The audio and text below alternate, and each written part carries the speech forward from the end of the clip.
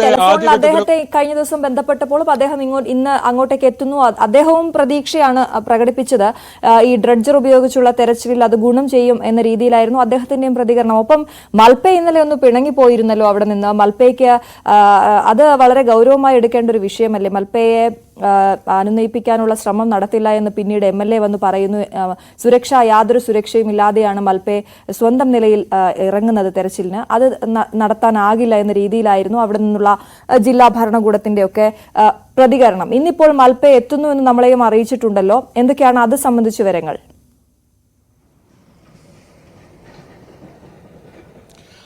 തീർച്ചയായും ഇന്നലെ ലോറി ഉടമ മനാഫ് ഉൾപ്പെടെയുള്ളവർ MLAയുമായി നടത്തിയ ചർച്ചയ്ക്കൊടുവിലാണ് വൈകിട്ടോട് കൂടി ഇത്തരത്തിൽ ഒരു തീരുമാനമാകുന്നതും പിന്നീട് മാൽപ്പയെ ആ വിവരം അറിയിക്കുകയും മാൽപ്പെ പ്രധാനമായും പറഞ്ഞത് ഔദ്യോഗികമായി അറിയിക്കാതെ ഇനി ശിരൂരിലേക്കില്ല എന്നാണ്. അപ്പോഴും 3 കുടുംബങ്ങൾക്ക് താൻ ഒരു വാക്ക് നൽകിയിട്ടുണ്ട്.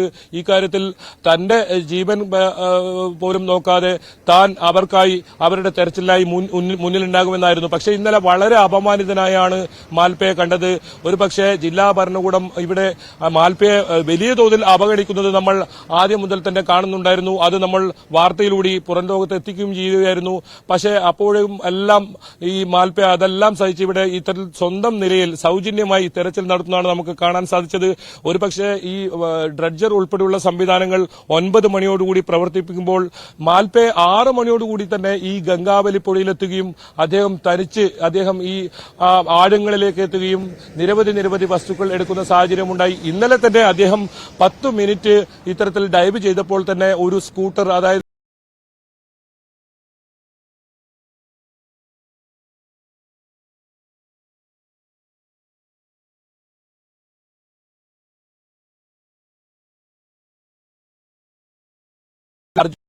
കൂടുതൽ തടിക്കഷ്ണങ്ങൾ ഉണ്ട് എന്ന് തന്നെയായിരുന്നു മാൽപ്പെ പറഞ്ഞത്. ഏതായാലും മാൽപ്പെ ഈ തെരച്ചിലിൽ വളരെ നിർണായകമായ പങ്ക് വഹിച്ച ഒരാളാണ്. തുടക്കം മുതൽ തന്നെ ഇവിടെ ഉണ്ടായിരുന്ന ഒരാളാണ്. മാൽപ്പയെ ഒഴിവാക്കിക്കൊണ്ട് അത്തരത്തിൽ തെരച്ചിൽ നടത്തുമ്പോൾ അത് വലിയ ആശങ്കയുണ്ടാക്കും. നമ്മളെല്ലാം തന്നെ കാത്തിരിക്കുന്നത് ആ ദൌത്യത്തിൽ ഏറ്റവും അവസാന ദൌത്യമാണ്. ഇനിയൊരു അവസരമില്ല. ഈ ദൌത്യം ഏറ്റവും അവസാനത്തതാണെന്ന് ജില്ലാ ഭരണകൂടവും വ്യക്തമാക്കിയിട്ടുണ്ട്. കുടുംബവും അത് ഉൾക്കൊള്ളുന്നുണ്ട്. അവരും അത് തന്നെയാണ് പറയുന്നത്. അതുകൊണ്ട് തന്നെ ഏതെങ്കിലും തരത്തിൽ അനുകൂലമായ പരമാവധി പ്രയോജനപ്പെടുത്തി ഈ തിരച്ചിൽ വളരെ വേഗത്തിലാക്കുകയും അതുപോലെ തന്നെ ഈ ലോറി കണ്ടെത്തുകയും ചെയ്യണം. ഒപ്പം നേരത്തെ സൂചിപ്പിച്ചതുപോലെ തന്നെ 3 പേരെയും കണ്ടെത്തണം. അവരുടെ മറ്റ് ജഗന്നാഥിനെയും ലോകേഷിനെയും കുടുംബങ്ങളൊക്കെ ഇവിടെ എത്തി കാത്തിരിപ്പായിരുന്നു. ഇന്നലെ വരെ അവർ ഇവിടെ വന്നിങ്ങനെ കാത്തിരിക്കുന്നുണ്ടായിരുന്നു. എന്തായാലും അവരെല്ലാം വലിയ കാത്തിരിപ്പിൽ തന്നെയാണ്. അതിനിടയിൽ തന്നെ വലിയ പ്രതിഷേധമൊക്കെ കഴിഞ്ഞ ദിവസങ്ങളിലൊക്കെ ഉണ്ടായിരുന്നു. ഇവിടെ റോഡ് ഉപരോധിക്കുന്ന രീതിയിലൊക്കെ ഈ ജഗന്നാഥിന്റെയും ലോകേഷിന്റെയും കുടുംബങ്ങൾ രംഗത്ത് വരുന്ന സാഹചര്യം ഉണ്ടായിരുന്നു. കർണാടക സർക്കാരിനെ സംബന്ധിച്ചിടത്തോളം വലിയ സമ്മർദ്ദം ഇതിലുണ്ടായിരുന്നു. അതുകൊണ്ട് തന്നെ ഈ തിരച്ചിൽ വേഗത വേണം. ഇന്നലെ തന്നെ നേരിയ തോതിലുള്ള ഇടവിട്ട മഴ പെയ്യുന്ന ഒരു സാഹചര്യം കൂടി ഇവിടെ ഉണ്ടായിരുന്നു. അതുകൊണ്ടാണ് കുടുംബം ഉൾപ്പെടെ പറയുന്നത് ഇത് വളരെ വേഗത്തിലാക്കണം ഈ തെരച്ചിൽ എന്നത്. ഏതായാലും ദൃശ്യങ്ങളിൽ നമുക്കിപ്പോൾ കാണാം. ഡ്രഡ്ജറിലെ ജീവനക്കാരൊക്കെ രാവിലെ തയ്യാറാകുന്നത് കാണാം. 8 മണിയോടുകൂടി ഡ്രഡ്ജർ പ്രവർത്തിച്ചു തുടങ്ങും. നേരത്തെയൊക്കെ നമ്മൾ റിപ്പോർട്ട് ചെയ്തതുപോലെ 10 മണിക്കൂറാണ് ഈ ഡ്രഡ്ജറിന്റെ സമയം. ഒരു ദിവസം രാവിലെ 8 മണി മുതൽ വൈകിട്ട് 6 മണി വരെ, അത് 9 മണി വരെ ഒക്കെ തുടങ്ങാൻ ആവുമ്പോൾ അത് 7 മണി വരെ തെരച്ചിൽ നടത്തുന്ന ഒരു സാഹചര്യമാണ് ഉണ്ടായത്. അതുകൊണ്ട് തന്നെ ഈ ഡ്രഡ്ജർ 80 മണിക്കൂറിലേക്കാണ് ഇപ്പോൾ കരാറുള്ളത്. ഇന്ന് ഇതിന്റെ കരാർ തുക ഇവർ നൽകിയതിന്റെ ഇത് തീരും. 3 ദിവസത്തേക്കാണ് ഇപ്പോൾ നൽകിയത്. അത് ഇനി നീട്ടി നൽകുമെന്ന് തന്നെയാണ് MLA വ്യക്തമാക്കിയിരിക്കുന്നത്. ഏതായാലും ജില്ലാ കലക്ടർ ഉൾപ്പെടെയുള്ളവർ ഇവിടെ 10 മണിയോടുകൂടി എത്തുമെന്നാണ് അറിയിച്ചിട്ടുള്ളത്. ഇന്നലെ ഞായറാഴ്ച ആയതുകൊണ്ട് തന്നെ ഏതെങ്കിലും തരത്തിലുള്ള ഔദ്യോഗിക സംവിധാനങ്ങൾ ആരും തന്നെ ഉണ്ടായിരുന്നില്ല. വളരെ ഏകോപന കുറവ് ഇവിടെ കഴിഞ്ഞ 2 ദിവസങ്ങളിലും കാണാമായിരുന്നു. ഒരുപക്ഷെ അതെല്ലാം ഇന്ന് മാറിയേക്കും. കാരണം ഈ അസ്ഥി കിട്ടി എന്ന വിവരം വളരെ നിർണായകമാണ്. അത് ഈ തെരച്ചിലിന് ഊർജ്ജം പകരുന്നുണ്ട്, ദൌത്യ സംഘങ്ങൾക്കും ഊർജ്ജം പകരുന്നുണ്ട്. അതുകൊണ്ട് ജില്ലാ കളക്ടർ ഉൾപ്പെടെയുള്ളവർ 10 മണിയോടുകൂടി എത്തും. അവിടുത്തെ അധികാരികൾക്കൊപ്പം തന്നെ നമ്മുടെ കേരളത്തിൽ നിന്നുള്ള പ്രതിനിധികളും ഉണ്ടാകില്ലേ ബൈജു? AKM അഷ്റഫ് MLA ഒക്കെ നേരത്തെ തന്നെ അവിടെ എത്തിയിരുന്നു എന്നുള്ളതാണ് മനസ്സിലാക്കുന്നത്. ഇന്നും അദ്ദേഹം ഗംഗാവലി തീരത്തേക്ക് എത്തുമോ?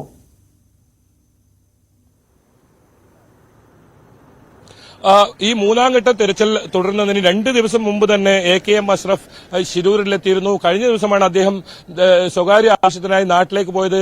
എന്തായാലും ഇന്ന് രാവിലെയോടുകൂടി തിരിച്ചെത്തുമെന്ന് തന്നെയാണ് AKM അഷ്റഫ് വ്യക്തമാക്കിയിരിക്കുന്നത്. ഇന്ന് AKM അഷ്റഫ് ഇവിടെ എത്തുമെന്ന് അറിയിച്ചിട്ടുണ്ട്. 10 മണിയോടുകൂടി കാർവാർ MLA സതീഷ് സെയിലും ഇവിടെ എത്തുന്നുണ്ട്. ജില്ലാ കളക്ടർ ലക്ഷ്മിപ്രിയ എത്തുന്നുണ്ട്. SP B നാരായണൻ എത്തുന്നുണ്ട്. അത്തരത്തിൽ ഉദ്യോഗസ്ഥരെല്ലാം തന്നെ എത്തുന്നുണ്ട്. അതിനുമപ്പുറം NDRFും SDRFും സംഘവും ഇന്ന് രംഗത്തിറങ്ങുന്നുണ്ട്. ഇന്നലെയൊന്നും NDRFിന്റെ സംഘം ഇവിടെ ഇറങ്ങിയിരുന്നില്ല. നേവി കൂടി ഇന്ന് ഇറങ്ങും എന്നാണ് ഈ കാർവാർ MLA വ്യക്തമാക്കിയിരിക്കുന്നത്. അങ്ങനെയാണെങ്കിൽ തുടക്കത്തിൽ ആദ്യഘട്ടത്തിലും അതുപോലെ തന്നെ രണ്ടാം ഘട്ടത്തിലും എന്തൊക്കെ സംവിധാനങ്ങൾ ഉണ്ടായിരുന്നോ ആ പരമാവധി പ്രയോജനപ്പെടുത്തി വളരെ വേഗത്തിൽ ഈ ലോറിക്കരികിലേക്കും അതുപോലെ തന്നെ അർജുന ഉൾപ്പെടെയുള്ള 3 പേർക്ക് അരികിലേക്കും എത്താൻ ആ ഒരു ശ്രമം ഉണ്ടാകും. എന്തായാലും പ്രതീക്ഷ പകരുന്ന ഒരു കാര്യം ഇപ്പോൾ ഡ്രഡ്ജർ കാണുന്ന അതിന് സമീപത്തായി ഇത്തരത്തിൽ ഈ അസ്ഥി ലഭിച്ചു എന്നത് തന്നെയാണ്. ആ ഭാഗങ്ങൾ കേന്ദ്രീകരിച്ച് പരിശോധന നടത്തിയാൽ ഒരുപക്ഷെ കൂടുതൽ ഇത്തരത്തിൽ മനുഷ്യ അവശിഷ്ടങ്ങൾ നമ്മൾ കാണാതായവരുടെ ഏതെങ്കിലും വസ്തുക്കൾ അത്തരത്തിൽ ലഭിക്കുമെന്ന പ്രതീക്ഷ തന്നെയാണുള്ളത്. അതുകൊണ്ട് ആ മേഖല കേന്ദ്രീകരിച്ചായിരിക്കും ഇന്ന് തെരച്ചിൽ നടത്തുക. ഒപ്പം ഈശ്വർ മൽപ്പ 11 മണിയോടുകൂടി എത്തുമെന്നാണ് നമ്മൾ ബന്ധപ്പെട്ടപ്പോൾ അറിയിച്ചത്. അദ്ദേഹം ഉടുപ്പിയിലാണുള്ളത്. അദ്ദേഹത്തിന്റെ സ്വന്തം വീട്ടിലേക്ക് പോയിരുന്നു. മകന് അസുഖമായിട്ടും താൻ ഇവിടെ ഇത്തരത്തിൽ വന്നത് ആ കുടുംബങ്ങൾക്ക് നൽകിയ വാക്ക്, ആ ഉറപ്പ് അത് പാലിക്കാനാണ്, കണ്ടെത്താനാണ് എന്ന് അദ്ദേഹം പറയുകയുണ്ടായി. വളരെ വേദനയോടുകൂടിയായിരുന്നു അദ്ദേഹം, അപമാനിതനായിരുന്നു അദ്ദേഹം ഇവിടുന്ന് മടങ്ങിപ്പോകുന്ന ഒരു കാഴ്ച കണ്ടത്. നമ്മൾ ആ കാഴ്ചയിലും നമ്മൾ ദൃക്സാക്ഷിയായിരുന്നു. അദ്ദേഹത്തെ അനുനയിപ്പിക്കാൻ നേരത്തെ അശ്വതി പറഞ്ഞതുപോലെ തന്നെ ഒരു ശ്രമം നമുക്കുമുണ്ടായിരുന്നു. കാരണം ഈ ദൌത്യം തുടങ്ങുന്നത് മുതൽ തന്നെ നമ്മൾ ഇവിടെ ഉള്ള ഒരാളെന്ന നിലയിൽ, ന്യൂസ് 18 സംഘം ഇവിടെ തുടരുന്ന ഒരാളെന്ന നിലയിൽ ഇത് ഇവിടുത്തെ ഓരോ വിവരങ്ങളും കൃത്യമായി പ്രേക്ഷകരിലേക്ക് എത്തിക്കുന്ന ഒരാളെന്ന നിലയിൽ നമുക്കും ആ ഒരു പ്രാർത്ഥനയുണ്ടായിരുന്നു. ഈ ദൌത്യം എത്രയും പൂർത്തിയായി ആ കുടുംബങ്ങൾക്ക് അവർക്ക് ആശ്വാസമുള്ള ഒരു വാർത്ത എത്രയും പെട്ടെന്ന് ലഭിക്കണം എന്നത്. അതുകൊണ്ട് തന്നെയാണ് ഇത്തരം വിവരങ്ങൾ ആദ്യം തന്നെ എത്തിക്കാൻ നമ്മൾ ശ്രമിക്കുന്നതും. എന്തായാലും ഇന്ന് ബൈജു, എന്തായാലും മൽപ്പ ഇന്ന് എത്തുമെന്നുള്ളത് നമുക്ക് പ്രതീക്ഷ നൽകുന്ന കാര്യം കൂടിയാണ്. മറ്റൊന്ന്, ഇന്നലെ ഒരു ലോഹഭാഗം കണ്ടെത്തിയിരുന്നല്ലോ, മറ്റൊരു ലോറിയുടെ ടയർ, അത് കഴിഞ്ഞ ദിവസങ്ങളിൽ അത് കിട്ടുകയും ചെയ്തിരുന്നു. അർജുന്റെ ലോറിയുടേതാണോ ഇതുവരെയും ഒരു ഭാഗവും ലഭിക്കാതിരുന്നതും? ഈ കൂടുതൽ വാഹനങ്ങൾ ഓരോ മുങ്ങലിലും ലഭിക്കുമ്പോൾ, അല്ലെങ്കിൽ ഡ്രഡ്ജർ ഉപയോഗിച്ചുള്ള തെരച്ചിലിൽ ലഭിക്കുമ്പോൾ, ഈ ഗംഗാവലി പുഴയുടെ അടിത്തട്ടിൽ ഇനിയും ഇത്തരത്തിലുള്ള ലോഹഭാഗങ്ങളും നിരവധി വാഹനങ്ങളുടെയും അവശിഷ്ടങ്ങളൊക്കെ കാണുമ്പോൾ അതെന്താണ് നമ്മൾ അതിൽ നിന്ന് മനസ്സിലാക്കേണ്ടത്? ഇതുവരെയും അവിടെ ഈ കാണാതായി എന്ന് റിപ്പോർട്ട് ചെയ്തിരിക്കുന്ന 3 പേർക്കപ്പുറം കൂടുതൽ പേർ അപകടത്തിൽ ആ സമയത്ത് പെട്ടിട്ടുണ്ട് എന്നൊക്കെയുള്ള സംശയങ്ങൾ നമുക്ക് ഉയരുന്നില്ലേ?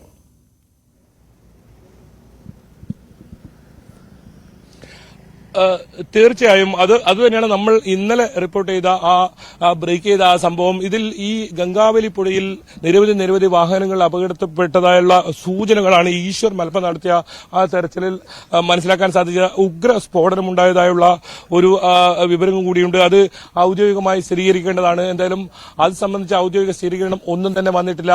ഒരു പക്ഷേ ആ ലോറിയുടെ ഭാഗങ്ങൾ, കണ്ടെടുത്ത ലോറിയുടെ ഭാഗങ്ങളുടെ ആ ദൃശ്യങ്ങൾ കണ്ടാൽ നമുക്കത് മനസ്സിലാവും. അത്രത്തോളം വലിയ ആഴവും ആ ഭാഗത്തുണ്ടെന്നാണ് ഈശ്വർ മൽപ്പ തന്നെ വ്യക്തമാക്കിയിരിക്കുന്നത്.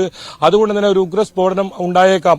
പക്ഷേ അപ്പോഴും ആശ്വാസമാകുന്നത് ഈ അർജുന്റെ ലോറിയുടെ ഏതെങ്കിലും വലിയ പ്രധാനപ്പെട്ട ഭാഗങ്ങൾ ഒന്നും തന്നെ ലഭിച്ചിട്ടില്ല എന്നതാണ്. അങ്ങനെയാണെങ്കിൽ ആ ലോറി വലിയ തോതിൽ കേടുപാടുകൾ സംഭവിച്ചിട്ടുണ്ടാകില്ല എന്ന ഒരു പ്രതീക്ഷയുണ്ട്. അത് ഈ മണ്ണിലേക്ക് ഇത്തരത്തിൽ പൂണ്ട നിലയിലായിരിക്കാം ഉണ്ടാവുക എന്ന് തന്നെയാണ്. ഒരു പക്ഷേ ഇപ്പോൾ ലഭിച്ചിരിക്കുന്ന അസ്ഥി അത് അർജുന്റേതല്ലെങ്കിൽ ആ ലോറിക്കരികിലേക്ക് എത്തേണ്ട ദൌത്യമാണ് ഇനിയുള്ളത്. എന്തായാലും ആ ലോറിക്കരികിലേക്ക് എത്തുക, ആ ക്യാബിൻ പരിശോധിക്കുക, അത് തന്നെയാണ് തുടക്കം മുതലുള്ള ദൌത്യ സംഘത്തിന്റെ ആ ഒരു തീരുമാനം. എന്നാലും ഇപ്പോൾ ലഭിച്ചിരിക്കുന്ന ഈ അസ്ഥി അത് വളരെ നിർണായകമാണ്. അതിന്റെ DNA പരിശോധനാ ഫലവും വളരെ നിർണായകമാണ്. എന്തായാലും അതിനുമുള്ള ഒരു കാത്തിരിപ്പാണ് ഈ കുടുംബം ഉൾപ്പെടെ ഉള്ളത്. അത് ഇന്ന് വൈകിട്ടോ നാളെയോടുകൂടിയെത്തും. ഔദ്യോഗികമായ സംവിധാനങ്ങളിലൂടെ മാത്രമേ ഈ DNA പരിശോധനാ ഫലം സംബന്ധിച്ച ഒരു പ്രഖ്യാപനം ഉണ്ടാവൂ എന്നാണ് നമുക്ക് മനസ്സിലാക്കാൻ സാധിക്കുന്നത്. കലക്ടർ ഉൾപ്പെടെയുള്ള ആ സംഘം അവർ ഇത്തരത്തിൽ അത് സംബന്ധിച്ച അറിയിപ്പ് നമുക്ക് നൽകുമെന്നാണ് നമുക്ക് അറിയാൻ സാധിക്കുന്നത്. ഒരു പക്ഷേ അതിനു മുമ്പ് നമുക്ക് ആ DNA പരിശോധനാ ഫലം സംബന്ധിച്ച വിവരങ്ങൾ എത്തിക്കാൻ കഴിയുമോ എന്നാണ് നമ്മൾ തേടുന്നത്. എന്തായാലും വളരെ വേഗം ആ വിവരം എത്തിക്കുക എന്ന് തന്നെയാണ് നമ്മുടെ ദൌത്യം. ഈ ദൌത്യം കാരണം അവസാന ഘട്ടത്തിലേക്ക് കടക്കുന്ന ഒരു വേളയിലാണ് നമ്മളിപ്പോൾ ഉള്ളത്. നമുക്ക് ആ ദൃശ്യങ്ങളിൽ തത്സമയം തന്നെ ദൃശ്യങ്ങളിൽ കാണാം. ആ ഡ്രഡ്ജർ കമ്പനി ജീവനക്കാരൊക്കെ ഒരുങ്ങുന്നത് അല്പസമയത്തിനകം, അതായത് 8-8:30 മണിയോടുകൂടി ആ ഡ്രഡ്ജർ പ്രവർത്തിച്ചു തുടങ്ങും. കാരണം ഇന്ന് ഒരുപാട് പ്രതീക്ഷയോടുകൂടിയുള്ള തെരച്ചിൽ തെരച്ചിലാണ്. ആ മേഖലകൾ കേന്ദ്രീകരിച്ച് കൂടുതൽ ഏതെങ്കിലും മനുഷ്യ ആവശ്യങ്ങൾ കിട്ടുന്നുണ്ടോ എന്നാണ് നോക്കുന്നത്. അത് ഈ 3 പേരും പുഴയിലോ കടലിലോ മറ്റും കഴിഞ്ഞ ദിവസങ്ങളിലൊക്കെ ഈ കുടുംബങ്ങൾ ഉൾപ്പെടെ ഈ ദൌത്യ സംഘങ്ങൾ ഉൾപ്പെടെ തിരയുന്ന സാഹചര്യം ഉണ്ടായിരുന്നു. അത്തരത്തിൽ എവിടെയും ഇങ്ങനെ ഒരു ശരീരാവശ്യങ്ങൾ പോലും ലഭിക്കാത്തൊരു സാഹചര്യത്തിൽ ഈ പുഴയുടെ അടിത്തട്ടിൽ എവിടെയെങ്കിലും തന്നെ ഈ 3 പേരുടെയും ഇത്തരത്തിലുള്ള ശരീരഭാഗങ്ങൾ ഉണ്ടാകാം. അത് തന്നെയാണ് ദൌത്യ സംഘം തേടുന്നതും. എന്തായാലും ഇന്നത്തെ തിരച്ചിൽ നിർണായകമാണ്. കാലാവസ്ഥ അനുകൂലമാണ്. ഏതെങ്കിലും തരത്തിൽ ഇന്നലത്തേതുപോലെ മഴ ഉള്ള ഒരു കാലാവസ്ഥയല്ല. ആ കാലാവസ്ഥ പരമാവധി പ്രയോജനപ്പെടുത്തി ഇന്ന് തിരച്ചിൽ ഊർജിതമാക്കാൻ തന്നെയാണ് തീരുമാനം. അതെ, എത്രയും പെട്ടെന്ന് അർജുനുമായി ബന്ധപ്പെട്ട എന്തെങ്കിലും ഒരു സൂചന ലഭിക്കണം എന്നുള്ളത് തന്നെയാണ് കുടുംബത്തോടൊപ്പം തന്നെ ഓരോ മലയാളികളും ആഗ്രഹിക്കുന്നത്. ബൈജു, എന്തായാലും കുടുംബം പറയുന്നത് അത് തന്നെയാണ്. ഇടവേളകളില്ലാതെ ഡ്രഡ്ജർ പ്രവർത്തിക്കണം. ഇന്നും അത്തരത്തിൽ തന്നെ പ്രവർത്തിക്കും എന്നുള്ളതാണ് നമ്മളും മനസ്സിലാക്കുന്നത്. അതായത് അനുവദിച്ചിട്ടുള്ള സമയത്തിൽ ഒരു ഇടവേളയും ഇല്ലാതെ ഡ്രഡ്ജർ പണിയെടുക്കുന്നു, പ്രവർത്തിക്കുന്നു. ഇത്തരത്തിൽ ലോറിയുമായി ബന്ധപ്പെട്ടിട്ടുള്ള ലോഹ ഭാഗങ്ങളോ അർജുന്റെ ശരീരഭാഗങ്ങളോ ഒക്കെ കിട്ടണം എന്നുള്ള ആ ഒരു ഉദ്ദേശത്തിൽ തന്നെ നിർത്താതെ അവിടെ പരിശ്രമം തുടർന്നുകൊണ്ടേയിരിക്കും എന്നല്ലേ നമ്മൾ മനസ്സിലാക്കേണ്ടത് ബൈജു?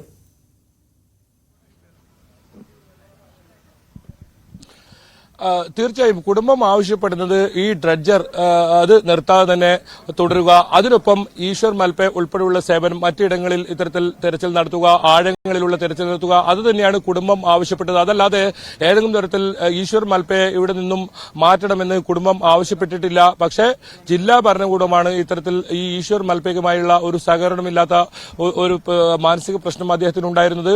അദ്ദേഹം പറയുന്നത് സൗജന്യമായാണ് താൻ ഈ സേവനം നടത്തുന്നത്, അതുകൊണ്ട് തന്നെ തന്റെ സ്വന്തം റിസ്കിൽ താൻ തെരച്ചിൽ നടത്തിക്കൊള്ളാമെന്നായിരുന്നു. പക്ഷേ അപ്പോഴും MLA ഉൾപ്പെടെ പറഞ്ഞത് അദ്ദേഹത്തിന്റെ ജീവൻ അപകടപ്പെടാൻ സാധ്യതയുണ്ട്, അത്തരത്തിൽ തെരച്ചിൽ നടത്താൻ കഴിയില്ല എന്ന് പറഞ്ഞാണ് ഇന്നലെ അദ്ദേഹത്തെ ഇവിടെ നിന്നും മടക്കുന്ന ഒരു സാഹചര്യം ഉണ്ടായത്.